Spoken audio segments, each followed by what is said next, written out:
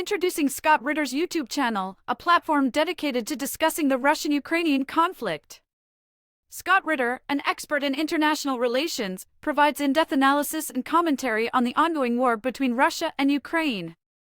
With his extensive knowledge and first-hand experience, Scott Ritter offers unique insights into the historical background, geopolitical complexities, and humanitarian aspects of the conflict.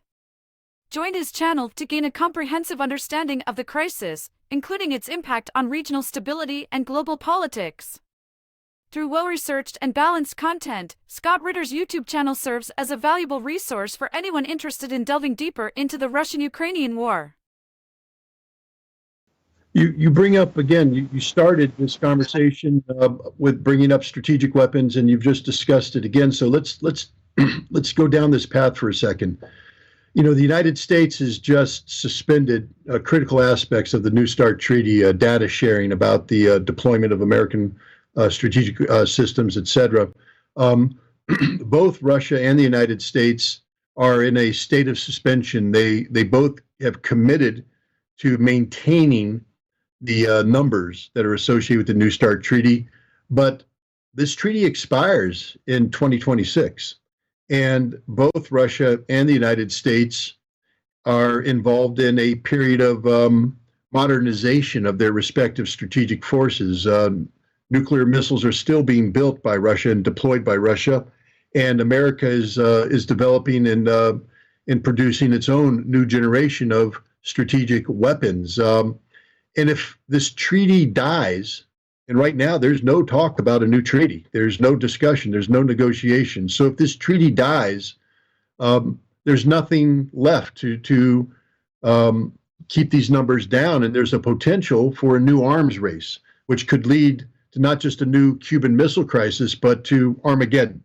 The roadblock that appears to exist is the American policy of achieving the strategic defeat of Russia in Ukraine. The Russian government has said that it cannot engage in any dialogue about strategic weapons so long as the United States is pursuing the strategic defeat of Russia. And the United States has not changed its decision. So in simple terms, the only way to get arms control back on the agenda appears for Russia to win the war in Ukraine decisively. Is Russia prepared to win the war in Ukraine decisively in order to change the strategic dynamic so that arms control could once again be something that can be talked? Or would a Russian victory in Ukraine forever prevent this kind of discussion about arms control? Are we really it seems to me we're in a very, very dangerous situation where we need sane individuals, responsible individuals who consider the consequences of every action. And as irresponsible as the United States has been, unfortunately, the burden is on Russia. How Russia responds, how Russia proceeds is the key to a peaceful resolution of this problem. Russia appears to need to win a war, but not win it so decisively as to threaten the United States into continuing to pursue nuclear disarmament. Does this make any sense to you?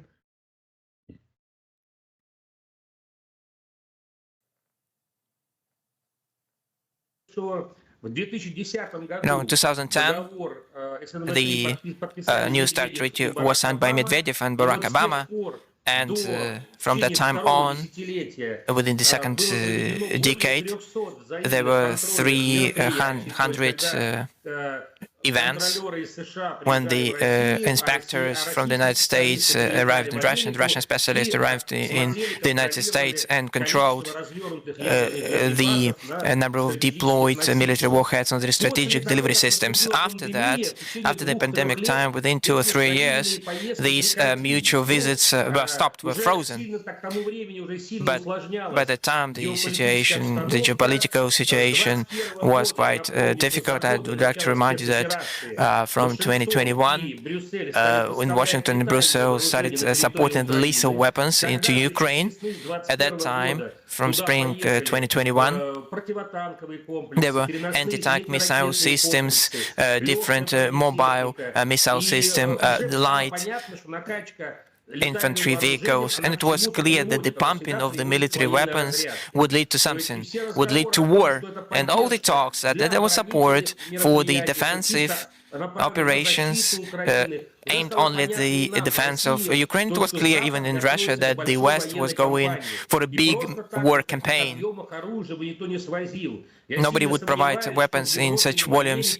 I really doubt that in Europe and in America there are some philanthropists who were ready to spend billions of dollars for the support of Ukraine, which, to be honest, after the collapse of USSR, in America nobody even remembered for 20 years before the Ukrainian case happened. We kept monitoring the mass media, streamlined mass media in the United States. And Ukraine appeared only on the agenda in 2014 after coup d'etat. There was a McCain,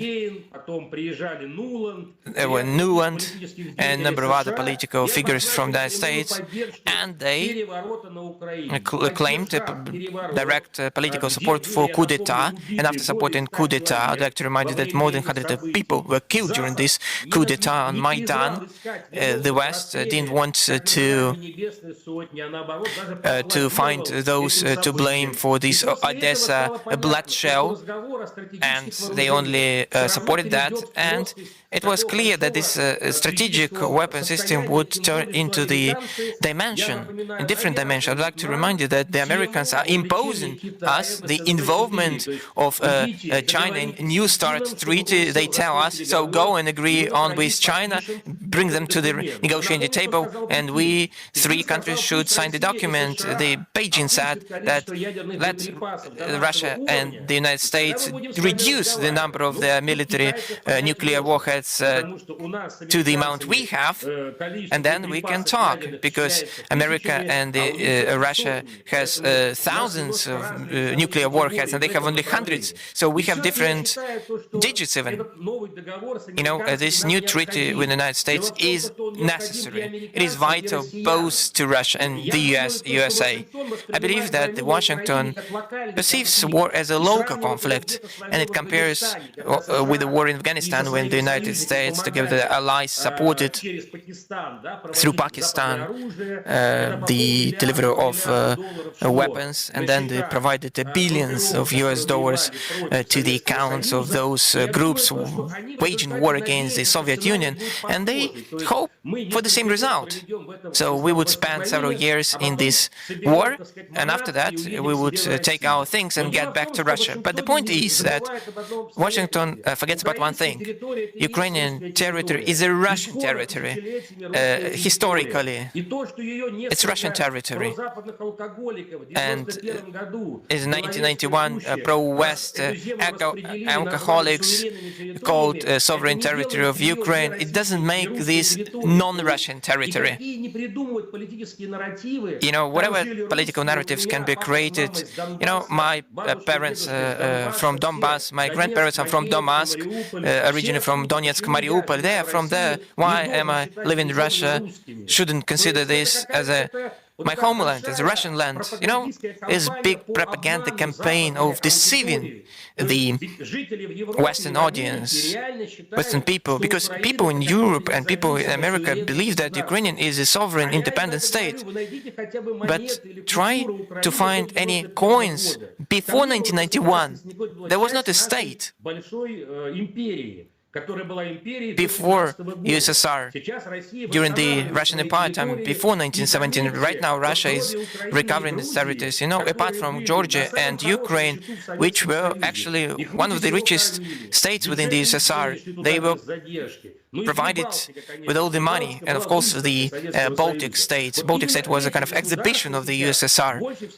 Those states put a lot of pressure and say a lot of dirty things about the USSR. But for 70 years, the USSR was working for these areas, provided different infrastructure plans, and defeated those territories against externalities, invested a lot of money in these territories. And right now, after 70 years of the investment, we've been hearing that we are enemies, we're adversaries, we occupied them during USSR time, we didn't do anything in these areas. I visited Estonia not long ago, and I was surprised at what I saw. A lot of drunksters outside, a lot of drinking people outside, not many people. I talked to the Estonians, and I heard only reprimands against the European Union. So we're the backyard of Europe. Nobody wants to see us in Europe because we are from the post-Soviet camp. And I asked them a question: what was the point of getting this sovereignty and getting under the auspices of the European Union? They were honest and said that when we were young in Soviet Union, we lived better rather than the backyard and the low in developing economy of the European Union.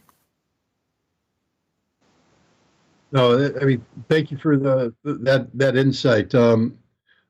Let's get back for a second to strategic weapons.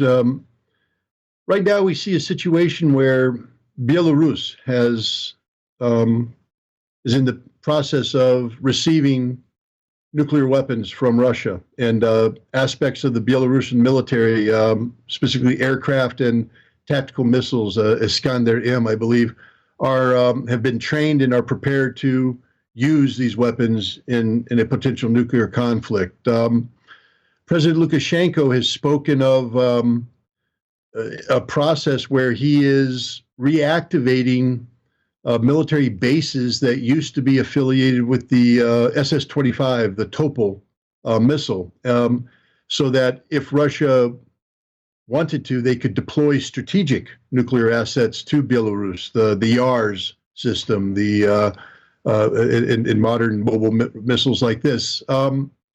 This appears to be an extraordinarily dangerous situation. Some people would say provocative, but I think we have to also compare and contrast the fact that the United States continues to retain 100 nuclear weapons in Europe that are allocated to NATO allies, the B-61 bombs, that two NATO nations, France and the United Kingdom, possess independent nuclear forces that aren't included in any arms control agreement. Would it be safe to say that what Russia is doing is creating a more sophisticated negotiating platform for a future disarmament treaty that would see the elimination of all nuclear weapons in Europe? Or is this part of a new Russian reality where nuclear muscle flexing is going to be part and parcel of Russia's geopolitical posturing?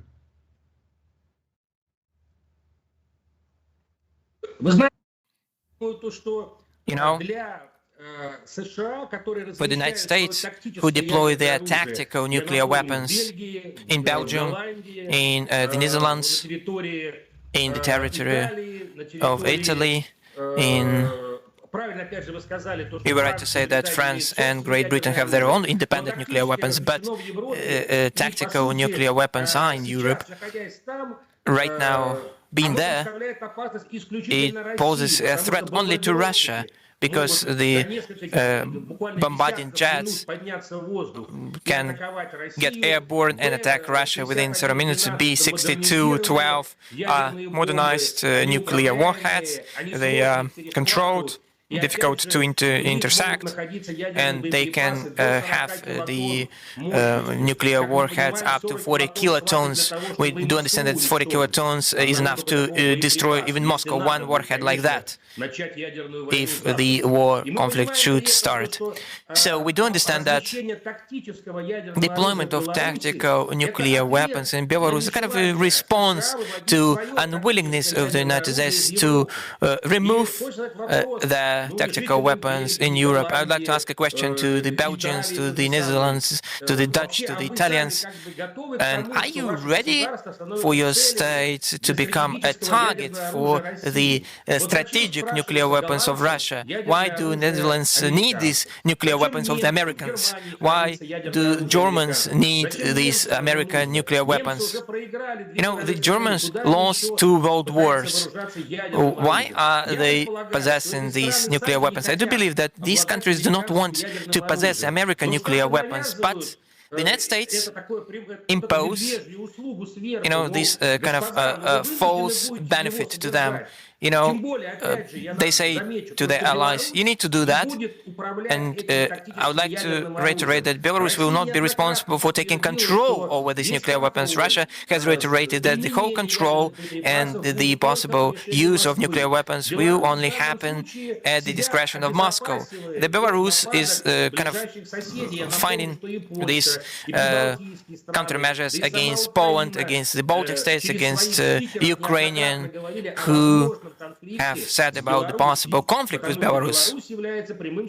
As Belarus is the direct ally of Russia, it's a part of our unified alliance or unified state of Russia and Belarus.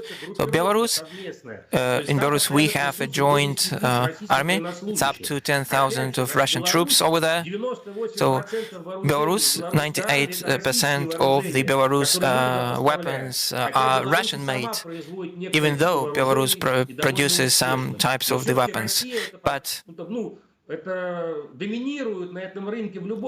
Russian weapons are dominating this market, taking into account that more than 90% of the economy is using the Russian markets. So we are intertwined like the twins. So in those goals which Russia is achieving in Ukraine right now, since Ukrainian territory is the third brother people, Ukrainians, the Belarusians, and the Ukrainians, and those Russian-speaking Ukrainians whom we consider to be quite normal people, not imposed by propaganda and Russian phobia. So they can become the third ally of Russia and Belarus. It will happen. I'm not sure what kind of borders we will see in 5-6 years' time, but the Russians, Belarusians and Ukrainians, representative of the key ethnic populations of the Slavonic populations, will live in peace in a good neighborhood and will become a big part of one big Russia, which we want to see in Russia more than anyone. We need to bring together our forces. We need to protect our people who are very close to us, either culturally or in our language, in our lifestyle, and we need to develop good relations with our neighbors. Just before 2014, before the collective West masterpiced this coup d'etat in Ukraine, everything was quite good. I visited Ukraine on an annual basis. I visited the Crimea. I didn't see any Russophobic attitude, but right now Ukraine is an absolutely different state. Belarus, thanks to the God, managed to go through that. In 2020, the situation was quite dangerous, but Lukashenko showed more determination compared with Mr. Yanukovych in the past, and he demonstrated to these pro-Western political groups that he had his backbone, he had the shoulders to support him, he had a big support in Belarus, and he was the leader of the majority, not the minority. At that same time, Belarus, on the 1st of July, becomes an independent player which cannot be attacked.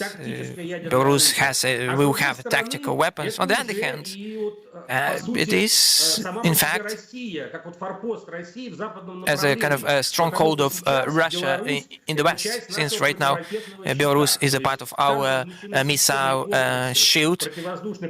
Some anti-missile system, ABM, from Torrent 2 system, S-400 systems.